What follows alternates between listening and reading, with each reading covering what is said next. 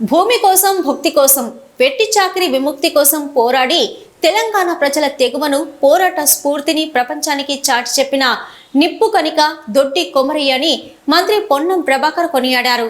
సిద్దిపేట జిల్లా హుస్నాబాద్లో దొడ్డి కొమరయ్య 78వ వర్ధంతి సందర్భంగా ఆయన చిత్రపటానికి పూలమాల వేసి నివాళులర్పించారు.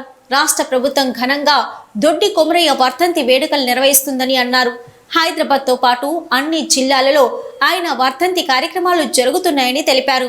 దొడ్డి కొమరయ్య నిజాం రజాకార్లకు వ్యతిరేకంగా భూస్వాములకు వ్యతిరేకంగా పోరాటం చేసిన అమరుడు దొడ్డి కొమరయ్య అని అన్నారు.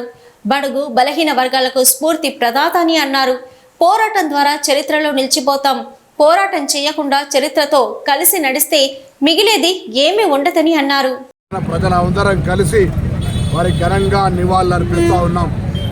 భూమి కోసం భుక్తి కోసం విముక్తి కోసం జరిపిన పోరాటంలో తిరుగుబాటు చేసి ప్రజాస్వామ్యాన్ని లేదా స్వేచ్ఛను కోరుకొని తన ప్రాణాలు సైతం అర్పించినటువంటి దొడ్డి కొమరయ్య గారిని సమాజంలో ఉన్న రుగ్మతలు తొలగించడానికి పోరాడాల్సిన యువత ఆదర్శంగా తీసుకోవాలని కోరుతా ఉన్నాను. ఈరోజు ఒక సమాజ సేవ కొరకు సమాజంలో ఉన్నటువంటి రుగ్మతలను తొలగించడానికి సమాజంలో మార్పు తేవడానికి పోరాటం జరిపిన యోధులలో దొడ్డి కొమరయ్య గారిని ఎవరు కూడా బలహీన వర్గాలకు సంబంధించిన నేతగా మర్చిపోయేటువంటి పరిస్థితి లేదు.